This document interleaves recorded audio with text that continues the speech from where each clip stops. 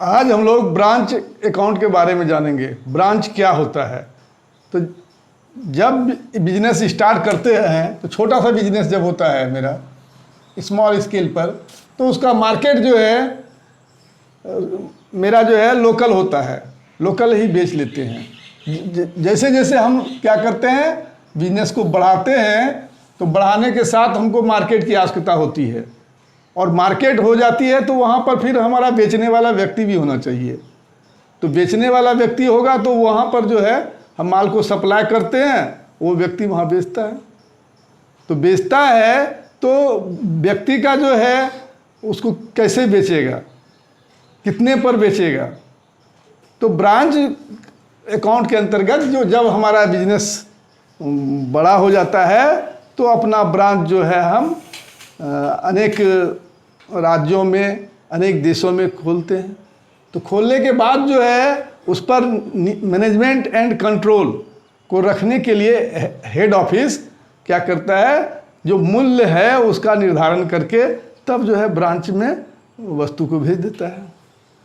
तो ब्रांच जो है एक तो हमारे देश के अंदर होता है और एक जो देश के बाहर है। जो देश के अंदर है उसे कहते हैं हमारा जो है स्वदेशी ब्रांच हो गया, देश के अंदर ब्रांच हो गया, और ये है जो कि विदेश में हो गया।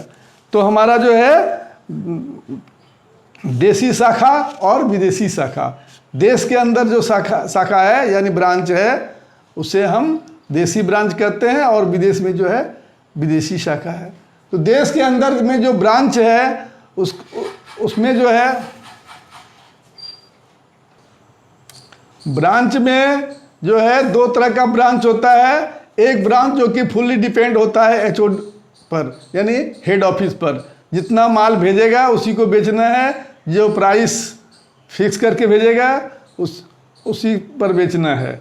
दूसरा है स्वतंत्र ब्रांच। स्वतंत्र ब्रांच है वो जो है हेड ऑफिस जो माल बेचता है उसको भी बेचता है, और ज़रूरत पड़ता है तो लोकल मार्केट से वो जो है परचेज करके भी बेचता है। तो जो जिस माल को हम लोग भेजते हैं यानी एचओ जो भेजता है तो क्या कैसे बेचेगा वहाँ, या तो नगद बेच सकता है। दिशा निर्देश जो है पूरा हेड ऑफिस का होता है। हेड ऑफिस जिस तरह से दिशा निर्देश देता है उस तरह ब्रांच जो है अपना काम करती है। तो ब्रांच वहाँ या तो कैश पर बेचते, केवल नगद बिक्री होता है, या फिर नगद और उधार दोनों हो सकता है, फिर जो है या केवल उधार बिक्री हो सकता है। ये जो है हेड ऑफिस का अपना पॉलिसी होता है, और उस पर जो है सेल्स होता है। टोटल उसका जो है फिक्सेशन जो है प्राइस कितने का मूल्य होगा वो जो है हेड ऑफिस तय करके भेजता है। ब्रांच का जो भी खर्च होता है वो हेड ऑफिस जो है भेजता है। डायरेक्ट जो है हेड ऑफिस से ब्रांच को दिया जाता है, सारा खर्च भेज दिया जाता है। तो लेकिन फिर भी ब्रांच में कुछ अकाउंट्स को रखना पड़ता है। तो क्या क्या रखेगा, तो पिट्टी कैश रखता है, और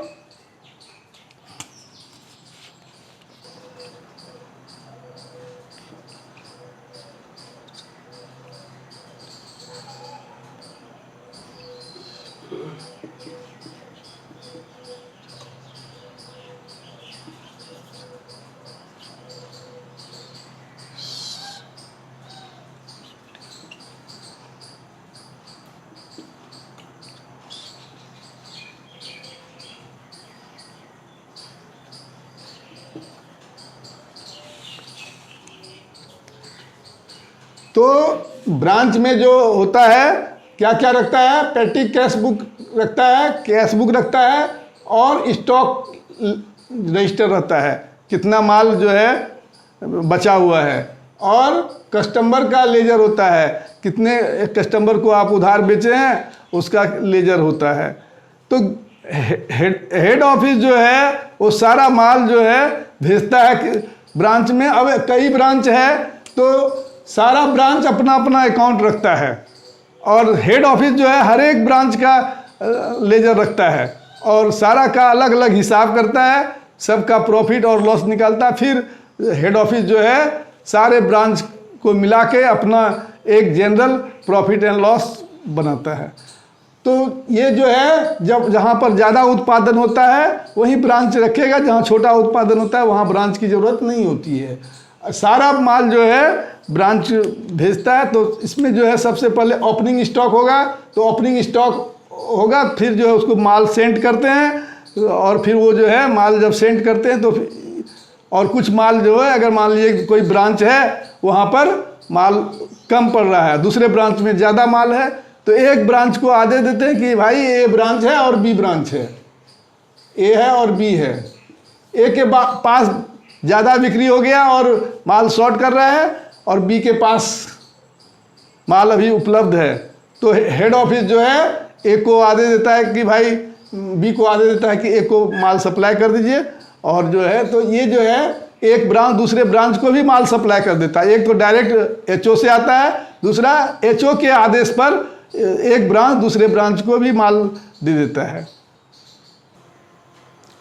आज हम लोग शाखा खाता के बारे में जाने। अगले वीडियो में हम लोग इसके बनाने के तरीके को, जनरलाइज को जानेंगे। वीडियो अगर पसंद आए तो इसे लाइक करें, सब्सक्राइब करें, अपने दोस्तों में शेयर करें।